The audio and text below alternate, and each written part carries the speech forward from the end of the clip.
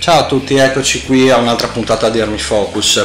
Come promesso parliamo della ricarica del calibro 357 SIG di cui abbiamo parlato durante la recensione della Glock 31C, che è appunto in questo calibro.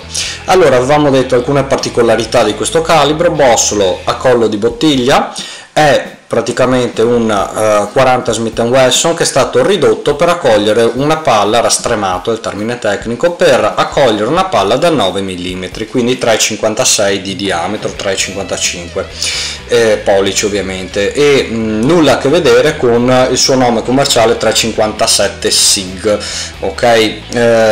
Bene. Allora, la ricarica non è difficile, contrariamente a quanto si dice, non è assolutamente una difficoltà maggiore rispetto a caricare un 9 mm o un 45 CP, non cambia assolutamente nulla, bisogna solo avere alcune accortezze. Quali sono? Allora, la prima è che, essendo un bossolo a collo di bottiglia, essendo i dies, le matrici da ricarica in acciaio e non al carburo di tungsteno, il bossolo va ricalibrato previa lubrificazione. Possiamo usare un ottimo prodotto, è quello della Dillon per esempio, che è a base di alcol e lanolina, e vi confermo che lavora estremamente bene. Non serve dotarsi di lube pad, di accessori vari, basta un sacchettino, ci spruzziamo dentro l'olio, mettiamo i bossoli, ci diamo un paio di scosse al sacchetto in modo che si lubrifichino bene, che si distribuisca bene, poi possiamo passare alla ricarica, ok? Innesco. L'innesco è di tipo small pistol, non magnum, ok? Come il 40 Smith & Wesson, come il 9 mm, quindi già qui non abbiamo una grossa difficoltà di ricarica. Poi non dobbiamo ovviamente cambiare, prendere un large se già ricarichiamo il 9 e così via. Le palle sono esattamente quelle del 9 mm, potete usare quelle da 124 grain, da 122 grain oppure da 140 grain, non cambia assolutamente niente. E l'unica cosa da notare è che l'OL di questa cartuccia è abbastanza contenuto, quindi le palle diciamo round nose potrebbero non funzionare bene, ma non è l'unico motivo per cui andrebbe meglio usare palle di tipo tronco conico, anche perché la palla diciamo viene tenuta saldamente al bossolo attraverso il colletto, ok? Quindi questa parte qui, questo è l'unico punto che sostiene la palla, ok? Non c'è altro. E quindi se andiamo su una round nose che si arrotonda molto prima della fine del colletto, ok, il colletto non fa abbastanza tenuta e la palla va all'interno, ok? Quindi questa è l'unica cosa a cui fare veramente attenzione, è solo la tipologia di palla che si va ad utilizzare. Palle blindate, palle ramate, palle in piombo, non c'è nessun problema. L'unico problemone forse è che ci sono veramente pochi dati di ricarica. Io sto provando le polveri sia la GM3 sia la FRX Yellow, che vedete qui, che è ovviamente la Lovex S020, è una singola base tubolare molto carina, interessante da utilizzare, che è un po' più lenta della GM3 perché il bossolo è ovviamente molto più capiente di un 9 mm. Ecco, altre particolarità potrebbero essere il reperimento dei bossoli, di cui avevo già accennato, però allora questo è della Starline, questo bossolo qui è il 357 SIG originale, il costo non è assolutamente elevato, forse si può fare un po' difficoltà a trovare, ma insomma io ho visto che gran parte delle armerie dove ho chiesto li avevano anche disponibili o potevano ordinarli facilmente, quindi non c'è in verità un grosso problema di ricarica. Un'altra cosa interessante è che, essendo il 357 SIG, che è questo qui, un derivato del 40 Smith & Wesson, è possibile passare il bossolo del 40 Smith & Wesson all'interno del die ricalibratore del 357 SIG ed ottenere un bossolo che ci assomiglia. Perché dico ci assomiglia? Perché in realtà il bossolo ottenuto in questo modo, spero si veda, è leggermente più corto di qualche decimo di millimetro di quello del 357 SIG.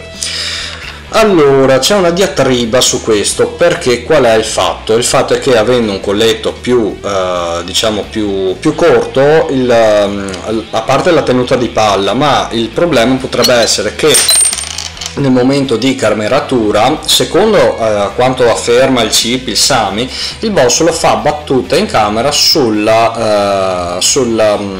diciamo sulla parte terminale del colletto, in questo momento non mi viene il termine, e quindi diciamo come il 9 mm per esempio, quindi pertanto se essendo più corto l'allineamento in camera potrebbe essere compromesso, perché questo tipo di bossolo va un po' più avanti del dovuto.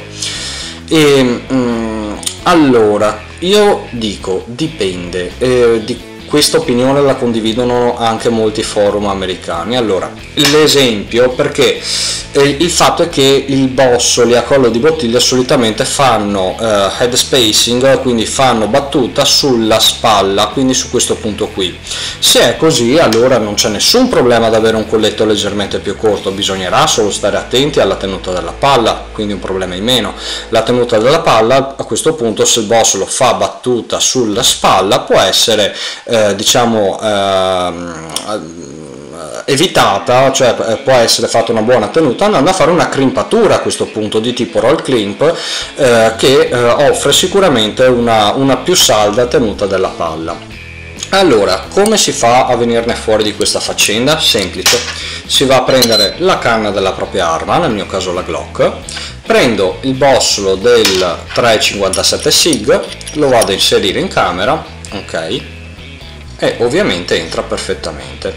Mi tengo nota di quanto diciamo l'ho fatto con un calibro ovviamente, però vado a verificare diciamo quanto sta all'interno della camera il bossolo, quanto è in linea con questa parte qui.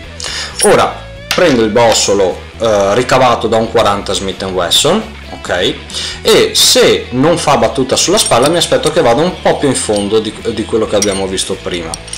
Se invece fa battuta sulla spalla il risultato è il medesimo. Allora lo inseriamo e guarda un po', perfetto.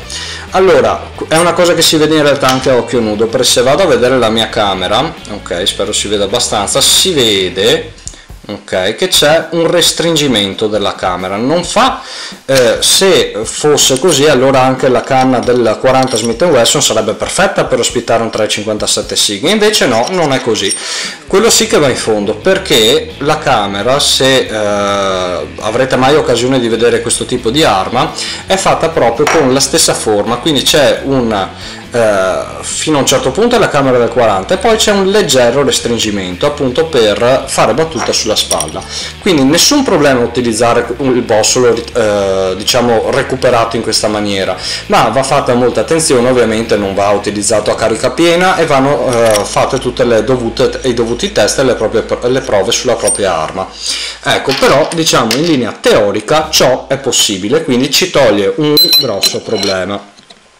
Ecco, un altro problema che può esistere sono le dosi delle polvere, come dicevo, ma le pubblicherò sul sito di Army Focus in base alle prove che vado a fare. E niente, il 357 SIG è davvero uno dei calibri che purtroppo non ha avuto una grande diffusione nel mercato italiano, ok, ma che spero un giorno l'abbia, ed è qualcosa di unico e raro unico nel suo genere, ecco, davvero è un calibro, una cartuccia, un'idea che sta alla base, davvero interessante e davvero da sperimentare. Intanto vi ringrazio per l'attenzione e ci vediamo alla prossima puntata.